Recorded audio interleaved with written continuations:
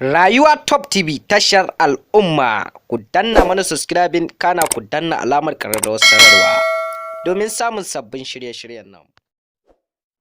Assalamu alaikum wa rahmatullahi ta'ala wa barakatuhu, sannunmu da jimirin sake kasancewa a cikin wannan tasha tamu mai albarka.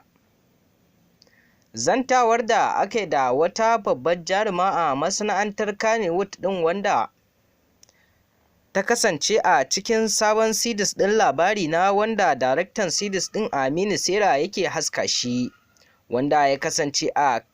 bayyanawa da Aminu Saira ya yi kan cewa a cikin series ɗin ta mutu, wanda ta kai cewa masoyanta da dama suna bayyana ra'ayoyinsu akan haka, wanda suke cewa bai kamata a ce yadda ta iya acting ɗin nan ba Aminu Saira ya kashe ta a cikin series ɗin na labari na. Ku dai ku biyo mu har zuwa ƙarshen wannan bidiyo domin muna tafe da cikakkun bayanai akan wannan jaruma da shauran wasu abubuwa. Kai dai idan shine farkon shigowarka cikin wannan tasha, na farko sai ka danna subscribing kana ka danna alamar ƙararrawar sanarwa domin samun sabbin shirye-shiryen a duk inda suke a faɗin duniya.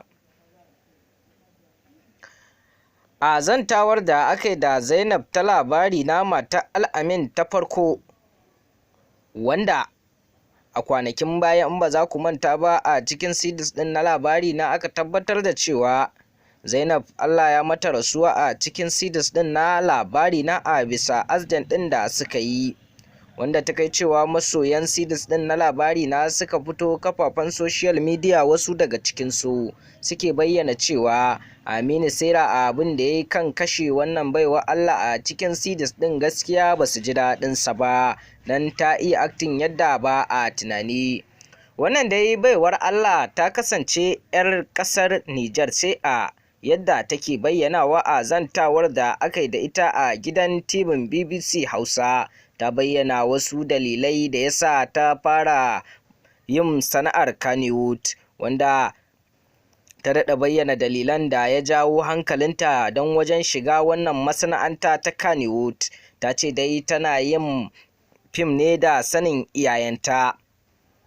A zantawar da aka yi da wannan jaruma a cikin series ɗin na labari na dai, a yanzu zan iya cewa wannan jaruma tana matuƙar ɗaukar haske a cikin series ɗin, don mutane da dama a haskatan da aka yi a series ɗin na farko ta kai cewa mutane suna ta yabawa da irin kyan da Allah ya mata da kuma irin yadda ta iya tsara acting. Kai dai ci gaba da kasancewa da wannan tasha domin samun sabbin shirye-shiryen a duk inda suke a faɗin duniya. Kada dai ka manta da danna subscribing da alamar ƙararrawar sanarwa.